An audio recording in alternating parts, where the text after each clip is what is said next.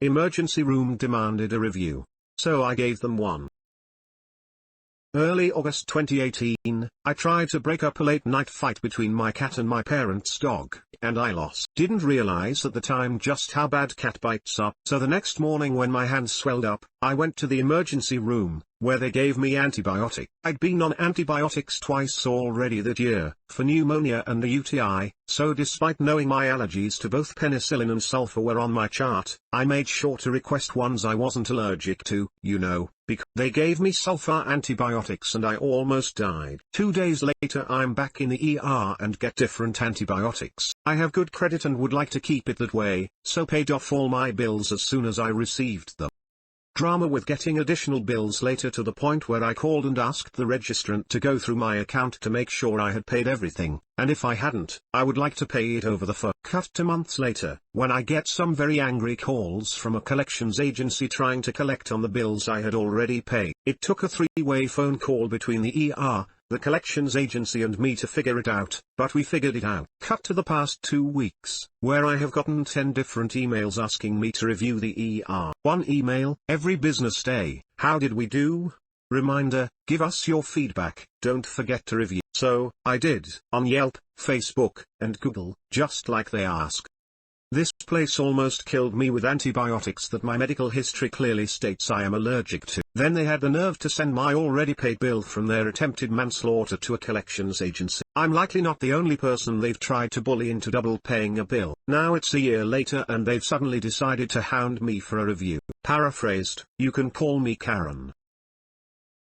Now to the comments. Yummy medical malpractice. In other news, while medical bills can be sent to collections, creditors are effectively not going to use them as a determining factor when deciding if they want to extend credit. There are some more in specific details, but in general when I'm running someone's credit, I essentially ignore anything that says medical payment date.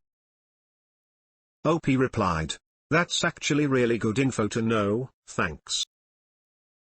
There are a lot of other rules and my comment is oversimplifying, but it is interesting to me how many people are not aware of that fact. I had someone yesterday with a 530 credit score and I pretty much gave up on getting them approved for the loan until I read their actual credit report. All the negative was medical. Quick approval, top tier, no stipulations. I had a hospital run by a famous HMO send me a bill for an ER visit, followed by surgery to put a pin in my arm. That had been paid months earlier, and send it to a collection agency after about a year. I was fortunate in that mine was one of 11,000 bogus bills spit out after a computer upgrade, and it pissed their collection agency off so much they offered to testify against their own client. I ended up with a private number for the head of non-member billing for the West Coast that she personally answered. And 3 days later, I had it in writing that I owed them nothing and that they'd take care of the collection agency. Accountants do not like explaining to juries why they did something illegal. Not one little bit. That's awesome and I'm so happy it worked out for you. So many innocent hard-working people get screwed over in those situations. I have a gift for making my problems actually be the problems of whoever caused them, and whoever can fix them. In this case, I intended to take the advice of the collection agency, and simply file a lawsuit against the HMO. The bill was for enough to be worth the trouble after a 3-day stay and surgery. I couldn't get through to the number on the letter because it was busy all the time, because there were 11,000 other angry people calling it. So I looked up the accounts receivable number in the white pages, and called that. When the woman answered and asked how she could help me, I just said I need to get the address to have you served with a lawsuit. I guess the way I said it conveyed it wasn't bluster or bluff, that I simply called because I needed to get that info. 90 seconds later, I was talking to someone who fixed the problem remarkably quickly. OP replied, "Lil update, I got a canned response on Facebook, aka please take this off social. Please keep those reviews up. The business usually can't remove them without the reviewer's consent on most platforms. They can on Yelp for a fee. Google has tools to remove reviews if it's an attack of reviews in a short time period. I don't think Facebook can remove them outside of flagging. Did you have to specifically pay for the antibiotics you told them you couldn't have? Did you have to pay for the treatments needed to stabilize you after your allergic reactions?" OP replied, Ducking why? Ugh, this is the worst. A similar but thankfully not so life-threatening thing happened to me once. I went to urgent care after throwing up all night and not being able to hold down liquids. I showed up in my pajamas because I was tired. They left me waiting in the waiting room for something like 45 minutes, and in the office for another 30. Determined I needed 4 fluids for a stomach flu. I have never been treated more rudely by medical staff in my entire life than I was that day, and I assume it's because I looked bedraggled. I asked how long the 4th would take. They ask why I want to know. Told them that the reason I was in town was that I was set to be a bridesmaid in a wedding that afternoon. It was only when they heard this that they decided to treat me like a person and actually were nice to me. 6 months go by and I get a bill from them for $800.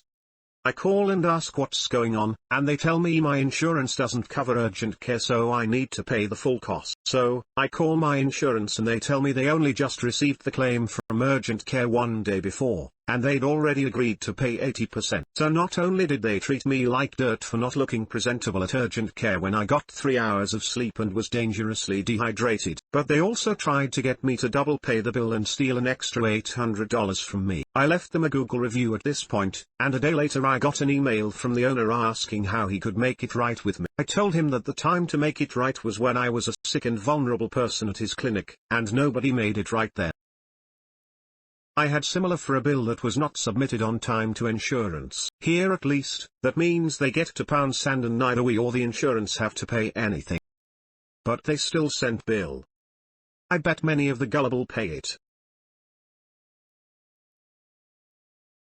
Wait. American hospitals ask for people to leave Yelp reviews? What? Like a restaurant?